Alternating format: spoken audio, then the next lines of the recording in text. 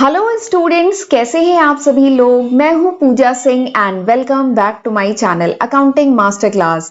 And इस समय हम पढ़ रहे हैं सब्जेक्ट मार्केटिंग मैनेजमेंट का। एंड इस सब्जेक्ट पे आज मेरा 22nd लेक्चर वीडियो है। 21 लेक्चर वीडियो मैं ऑलरेडी इस सब्जेक्ट पे अपलोड कर चुकी हूँ। तो चलिए लेक्चर स्टार्ट करने से पहले ना मैं शॉर्ट में आपको बता देती हूँ कि जो पिछले 21 लेक्चर वीडियो थे उसमें हमने कौन कौन से टॉपिक पढ़े हैं। ठीक है, तो एक बार वीडियो को पॉज करके देख सकते हैं। ये सारे ही टॉपिक जो स्क्रीन पे आपको दिख रहे हैं, ये सारे ही टॉपिक मैं बहुत डिटेल में पिछले 21 लेक्चर वीडियो में डिस्कस कर चुकी हूँ।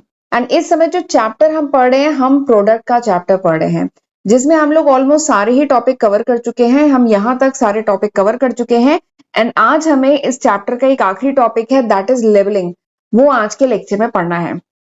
पिछले लेक्चर में मैंने पैकेजिंग के बारे में बताया था, आज हम पढ़ेंगे लेबलिंग के बारे में। लेबलिंग क्या होती है, इसका क्या फंक्शन है, इंडिया में लेबल जो प्रोडक्ट की जो लेबलिंग होती है इससे रिलेटेड क्या रूल रेगुलेशन है, क्या लॉज है, वो हम समझेंगे। वारंटी एंड गारंटी का जो कॉन्सेप्ट है वो समझेंगे, इसका क्या एडवांटेज है वो भी देखेंगे। ठीक है, तो आज के लेक्चर में हमें ये सारे कॉन्सेप्ट डिटेल में पढ़ना है। तो चलिए फिर देर नहीं करते हैं, जल्दी से हम आज का लेक्चर स्टार्ट करते हैं। लेबलिंग, तो सबसे पहले हम समझेंगे कि लेबलिंग का मतलब क्या होता है। लेकिन लेबलिंग से पहले जरा लेबल समझ लेते हैं। लेबल क्या है? लेबल लगाना इज लेबलिंग, ठीक है। बट लेबल क्या होता है? लेबल कुछ नहीं, सिंपली एक टैग होता है। आपने बहुत सारे प्रोडक्ट जैसे कपड़े वगैरह खरीदिए तो आपने देखा होगा इस टाइप का टैग लगा होता है। एंड इस टैग पे कभी कभार जो ब्रांड है उसका लोगो होता है या उसका नाम होता है उस ब्रांड का। तो ये क्या है? लेबल है। It is simply a tag जो प्रोडक्ट से अटैच होता है एंड जिससे हम आसानी से उस प्रोडक्ट को आइडेंटिफाई कर पाते हैं कि ये प्रोडक्ट इस ब्रांड का है। ठीक है, या उस लेबल से हमें बहुत सारी इंफॉर्मेशन भी मिलती है।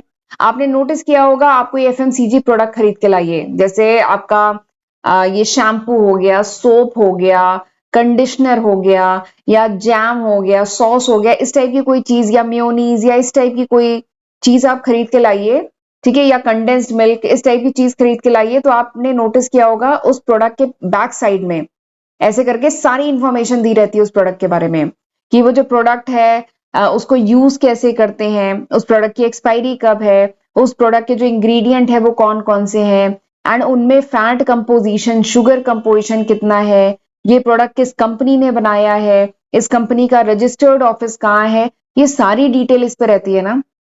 ठीक है, तो दिस इज लेबल, इसी को बेसिकली लेबल कहा जाता है। आपने बहुत सारे प्रोडक्ट पे नोटिस किया होगा कि ऐसे करके लेबल ये भी लगे होते हैं कि ये प्रोडक्ट शुगर फ्री है, या ये 100% नेचुरल है, या जीरो फैट या लो फैट प्रोडक्ट है, या आटा वगैरह है तो वो ग्लूटेन फ्री है। तो आपने नोटिस किया होगा ना, तो this is also a label, ये भी लेबल है, ये भी क्या है? टैग है जो अटैच होता है प्रोडक्ट से, जिससे हमें बहुत सारी इंफॉर्मेशन मिलती है उस प्रोडक्ट के बारे में। आपने नोटिस किया होगा, एक और एग्जांपल देती हूँ, आपने नोटिस किया होगा एसी हो, फ्रिज हो, वॉशिंग मशीन हो, या आपका टीवी हो, उस पर आपने इस टाइप का ये टैग अटैच हुआ, टैग नहीं ऐसे करके लेबल अटैच हुआ देखा होगा, ये आपने देखा होगा। ठीक है, यहाँ पे ये जो फोटो है थोड़ी सी ब्लर्ड है, पर मैं बता देती हूँ इसमें क्या क्या रहता है। इसमें बहुत सारी इंफॉर्मेशन, इस ये जो सिंबल होता है ना, इससे बहुत सारी इंफॉर्मेशन मिलती है इस प्रोडक्ट के बारे में। एक तो सबसे पहले इस प्रोडक्ट की स्टार रेटिंग क्या है, स्टार रेटिंग के से हमें ये पता चल जाता है कि इसका पावर कंजप्शन कितना है। ठीक है, एंड उस पर यह भी लिखा लिखा रहता है कि अप्लायंस का नाम क्या है, क्या ये एसी है, फ्रिज है, वॉशिंग मशीन क्या है, इसका ब्रांड नेम क्या है ये भी लिखा रहता है, इसका मॉडल नंबर क्या है ये भी लिखा रहता है, ईयर कौन सा है ये भी लिखा रहता है, ये प्रोडक्ट किस टाइप का है ये भी लिखा रहता है, इसका जो वॉल्यूम है, अगर वो ये फ्रिज है तो इसका वॉल्यूम वगैरह जो है ये भी लिखा रहता है। तो ये जो लेबल है ना, इससे कंज्यूमर को या जो बायर है उसको बहुत सारी इंफॉर्मेशन मिलती है। इसीलिए ये जो लेबलिंग का कॉन्सेप्ट है, दिस इज वेरी इंपॉर्टेंट, ये बहुत इंपॉर्टेंट है। ठीक है, तो दिस इज लेबल, इसी को लेबल कहते हैं। लेबल क्या है? लेबल सिंपली टैग है जो प्रोडक्ट से अटैच होता है, या सिंपली एक ग्राफिक भी हो सकता है, एक लोगो भी हो सकता है। ये देखिए ग्राफिक एक लोगो है जो पैकेट पे अटैच होता है, जो पैकेजिंग का ही पार्ट होता है, जिससे कंज्यूमर को बहुत सारी इंफॉर्मेशन मिलती है प्रोडक्ट के बारे में। ठीक है, एंड लेबलिंग में सिंपली लोगो भी हो सकता है, प्रोडक्ट का लोगो भी हो सकता है, या केवल ब्रांड नेम भी हो सकता है। ठीक है, तो this is label, and label लगाना, किसी प्रोडक्ट पे जो लेबल लगा होता है दैट इज कॉल्ड लेबलिंग, इसी को लेबलिंग कहते हैं। ठीक, बहुत इजी सा कॉन्सेप्ट है। चलिए आगे बढ़ते हैं। अब मैं आपको बताती हूँ कि लेबलिंग का फंक्शन क्या है। लेबलिंग का फायदा क्या है, फंक्शन क्या है? तो सबसे पहला तो फंक्शन जो लेबलिंग का है वो ये है कि हम किसी प्रोडक्ट को आसानी से आइडेंटिफाई कर पाते हैं ना, हम किसी भी ब्रांड को आसानी से आइडेंटिफाई कर पाते हैं उसके लेवल को देख के। जैसे एग्जांपल देती हूँ कि आप जब कपड़े खरीदते होंगे, वैसे तो जिस भी ब्रांड का वो कपड़ा है उस पे उस ब्रांड का लेबल लगा होगा, बट इसके साथ आपने एक और बात नोटिस की होगी कि उस पे लीवा का ये जो टैग है ना, ये भी अटैच होता है बहुत सारे प्रोडक्ट पे। एक्चुअली लीवा जो है ये प्रोडक्ट को सर्टिफाई करती है कि ये प्रोडक्ट अच्छे क्वालिटी के हैं। तो ये अगर टैग लगा है तो आप अगर सपोज करिए कोई न्यू ब्रांड है, कोई नया ब्रांड है, मार्केट में आया है, कोई नई कंपनी है जो क्लोथिंग की फील्ड में है, बट हमारा अभी उस पर फेथ नहीं है, लेकिन अगर वो लीवा सर्टिफाइड है, वो प्रोडक्ट, वो जो कपड़ा है, क्लोथिंग है, वो लीवा सर्टिफाइड है, यानी हमारा उस पर फेथ बढ़ जाता है कि ये प्रोडक्ट अच्छा होगा। एंड लीवा का जो टैग है वो इस टाइप का है, पिंक कलर का ऐसा है, ठीक है। तो इससे हम आसानी से, मतलब भले ही हम ये पढ़े नहीं, लेकिन इस टाइप का पिंक कलर का टैग इस तरह से कपड़े पे अगर अटैच है तो हम समझ जाते हैं, हम इजिली उस प्रोडक्ट को आइडेंटिफाई या उस ब्रांड को आइडेंटिफाई कर पाते हैं, ठीक है। तो लेबल बेसिकली हेल्प करता है in identifying the brand, brand को, प्रोडक्ट को आइडेंटिफाई करने में मदद करता है। जैसे ये कुछ फ्रूट जूस हैं, आप इस टाइप से फ्रूटी, जहां आपने नाम देखा आप आसानी से समझ जाते हैं ना, आप इजिली आइडेंटिफाई कर पाते हैं, माजा है, फ्रूटी है, रियल है, ये सब ब्रांड है, ये सब लेबल है। ये देखिए ग्राफिक है, रियल ऐसे करके लिखा हुआ है, ये ग्राफिक है, ये लेबल है, जिससे आप आसानी से इस ब्रांड को आइडेंटिफाई कर पाते हैं। तो this is labelling, this is the first function of labelling. दूसरा जो फंक्शन है लेबलिंग का वो ये है कि labelling help in grading the product, product को ग्रेड करने में भी हेल्प करता है। जैसे इसका बहुत बढ़िया एग्जांपल, भाई ये लीवा का एग्जांपल दूंगी। अगर कोई प्रोडक्ट है जिस जो लीवा सर्टिफाइड है तो उस पर लीवा का टैग लगा होगा, कोई कपड़ा है जो लीवा सर्टिफाइड है तो उस पर ये लीवा का टैग लगा होगा, ठीक है। तो यानी ये इसकी ग्रेडिंग हो गई कि आपको लीवा का अगर टैग लगा है तो यानी हमें पहले ही समझ में आ गया कि ये प्रोडक्ट बढ़िया है, ये जो कपड़े की क्वालिटी है ये अच्छी है, ठीक है। तो ये जो लेबलिंग है, this help in grading the product, product की ग्रेडिंग में हेल्प करता है। नेक्स्ट जो फंक्शन है लेबलिंग का वो है ये है कि ये हेल्प करता है इन डिस्क्राइबिंग द प्रोडक्ट, प्रोडक्ट के बारे में डिटेल हमें पता चलती है लेबलिंग से, ठीक है। इवन ये तो मैं अपनी बात करूं तो ये मेरी नॉर्मल प्रैक्टिस है कि मैं कोई भी एफएमसीजी प्रोडक्ट मार्केट से खरीदती हूं तो मैं जरूर उसको पलट के उसकी डिटेलिंग जरूर देखती हूँ, अगर वो प्रोडक्ट मैं पहली बार खरीद रही हूँ तो। बाकी नॉर्मल कोई प्रोडक्ट है जो मैं बार बार खरीदती हूँ तो उसकी एक्सपायरी वगैरह जरूर मैं ये पीछे जो पलट के प्रोडक्ट के जरूर देखती हूँ। एंड ये नॉर्मल प्रैक्टिस है, सभी को ऐसा करना चाहिए, ठीक है। तो लेबलिंग का यही तो फायदा है कि it help in describing the product, कि किसने बनाया, कहाँ पे बना, कब बना ये प्रोडक्ट, इस प्रोडक्ट के इंग्रेडिएंट क्या है, और इस प्रोडक्ट को कैसे यूज करना है, एंड इस प्रोडक्ट को सेफली कैसे यूज कर सकते हैं, मतलब क्या क्या प्रिकॉशंस रखने चाहिए, क्या डूज है क्या डोंट्स है, ये सब कुछ लेबल में लिखा होता है, ठीक है। तो this is the third function of labelling. अगला जो फंक्शन है लेबलिंग का वो ये है कि it help in promoting, marketing में हेल्प करता है। लेबलिंग मार्केटिंग में भी हेल्प करता है क्योंकि इसके जो इतने अट्रैक्टिव और ग्राफिक्स है ना, इसका जो ग्राफिक्स है, इसका जो लोगो है, इतने अट्रैक्टिव होते हैं, ये इससे क्या है, कंज्यूमर बहुत आसानी से उस प्रोडक्ट को आइडेंटिफाई कर पाता है। तो ये हेल्प करता है डिस्टिंग्विश करने में, आप एक प्रोडक्ट को दूसरे से आसानी से डिस्टिंग्विश कर पाते हैं, पहचान पाते हैं। तो बेसिकली लेबलिंग का चौथा फंक्शन ये है कि it help in promoting the product, product को प्रमोट करने में भी हेल्प करता है। तो these are the 4 functions of labelling, ये 4 फंक्शन है लेबलिंग के, ठीक है। समझ में आ गया? पहला आइडेंटिफाई करना, दूसरा ग्रेड करना, ठीक है, तीसरा डिस्क्राइब करना, एंड चौथा क्या है, प्रमोट करने में हेल्प करता है। तो these are the 4 functions of labelling. चलिए आगे बढ़ते हैं, अब मैं बताती हूँ कौन कौन से लॉज हैं इंडिया में रिलेटेड विद लेबलिंग। तो 2 इंपॉर्टेंट लॉ है। पहला लॉ क्या है कि हर जो सेलर है उसके लिए कंपलसरी है, मैंडेटरी है कि वो अपनी जो पैकेजिंग है उस पे लेबल करे, प्रिंट कराए, क्या, MRP. What is MRP? MRP is the maximum retail price, यानी ये जो प्रोडक्ट है मैक्सिमम कितने प्राइस पे बिक सकता है वो इस पर लेबल कराए, ये कंपलसरी है इंडिया में, ठीक है। तो this is the first law related with labelling कि एमआरपी प्रिंटेड होना चाहिए प्रोडक्ट पे, ठीक। दूसरा जो रूल है वो ये है कि ये हर कंपनी के लिए कंपलसरी है, ठीक है, मैंडेटरी है, अगर वो फूड प्रोडक्ट बनाती है, कि अगर उसमें कोई नॉनवेज आइटम यूज हुआ है, नॉनवेज इंग्रेडिएंट यूज हुआ है, तो इस टाइप का रेड कलर्ड राउंड डॉट उस प्रोडक्ट पे होना चाहिए।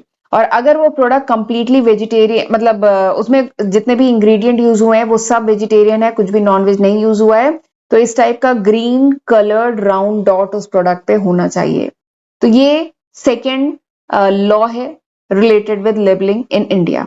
ठीक है, अगर नॉनवेज इंग्रेडिएंट है तो रेड होना चाहिए, अगर एक भी नॉनवेज इंग्रेडिएंट है तो रेड ऐसे राउंड डॉट होना चाहिए, और अगर वेजिटेरियन है तो ग्रीन होना चाहिए।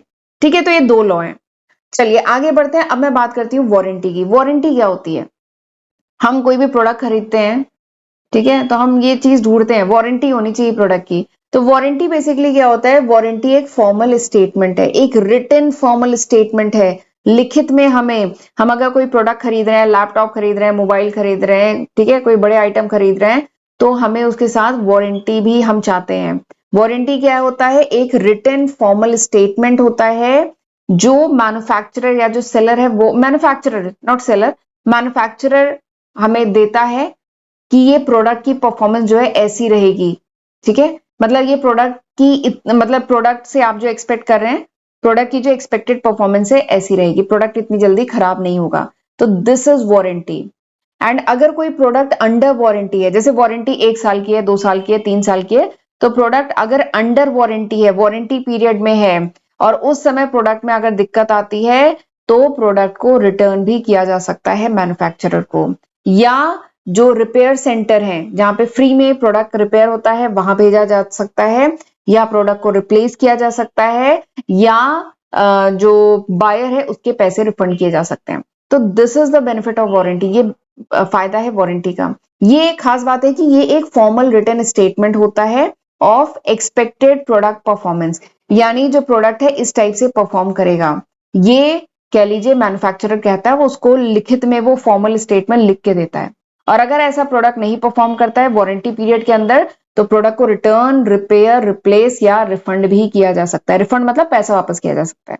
एंड वारंटी जो होती है ना, इट इज लीगली इन्फोर्सेबल, यानी अगर कोई मैन्युफैक्चरर है, उसने वारंटी दी है कि ये प्रोडक्ट 2 साल तक इसमें कोई दिक्कत नहीं आएगी, इसकी बैटरी चलेगी, या जो भी उसने वारंटी उसमें लिखा हुआ है, और अगर नहीं वो वारंटी फुलफिल होती है एंड वो अगर उसे रिटर्न, रिप्लेस, रिपेयर ये सब नहीं करता है, तो ये लीगली इन्फोर्सेबल है। इसका मतलब क्या है कि जो बायर है वो लीगल एक्शन भी ले सकता है अगर मैन्युफैक्चरर उस बात को फुलफिल नहीं करता है, तो क्योंकि ये रिटन स्टेटमेंट है, रिटन फॉर्मल स्टेटमेंट है। तो दिस इज वारंटी। चलिए आगे बढ़ते हैं। अब हम बात करते हैं गारंटी की। What is guarantee?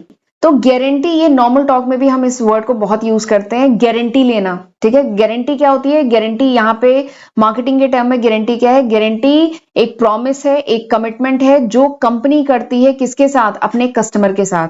ठीक है, गारंटी एक प्रॉमिस या कमिटमेंट है जो कंपनी अपने कस्टमर के साथ करती है कि कस्टमर ने अगर इस कंपनी का प्रोडक्ट या सर्विस खरीदा तो उसको ये पर्टिकुलर क्वालिटी या ये बेनिफिट मिलेगा। तो इस बात का प्रॉमिस करती है कंपनी अपने कस्टमर के साथ, तो इसी को कहा जाता है गारंटी। कंपनी गारंटी ले रही है कि आप हमारा सामान खरीदेंगे तो आपको ये क्वालिटी मिलेगी, आप हमारा सामान खरीदेंगे तो आपको ये बेनिफिट्स मिलेंगे। तो दिस इज गारंटी।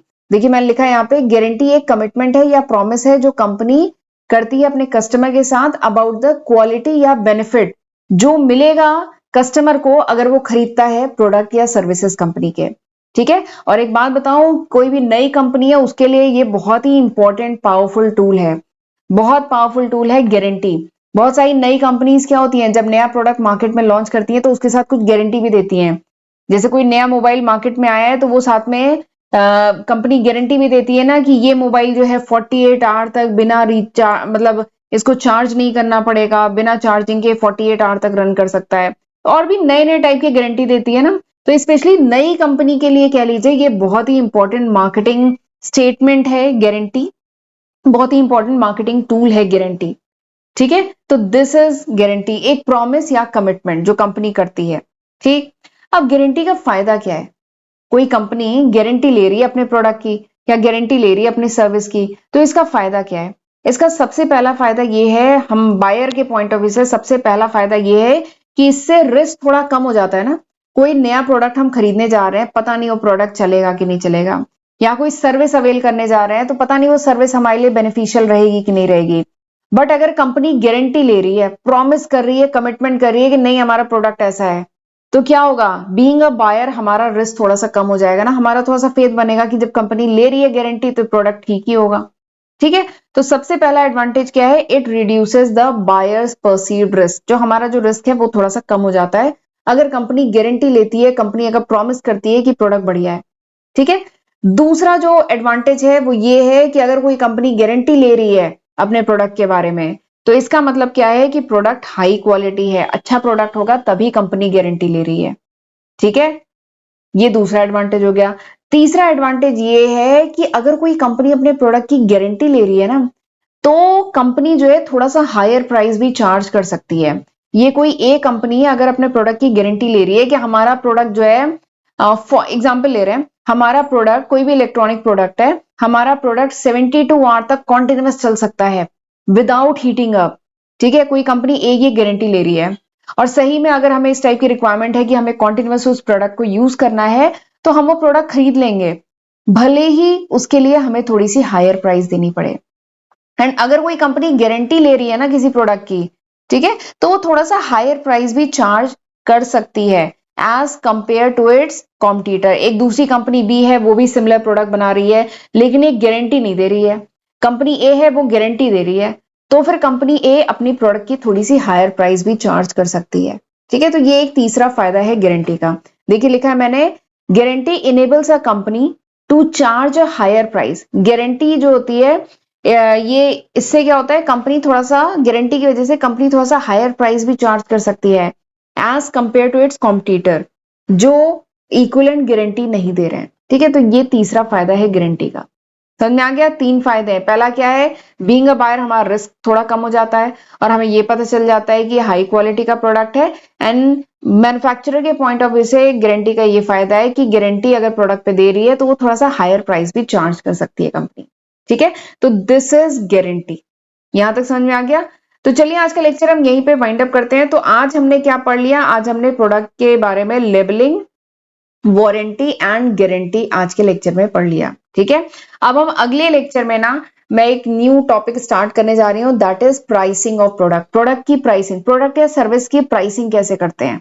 ठीक है, इस कॉन्सेप्ट को समझेंगे, कौन कौन से स्टेप्स होते हैं, जिसमें 6 स्टेप हमें डिटेल में पढ़ने हैं।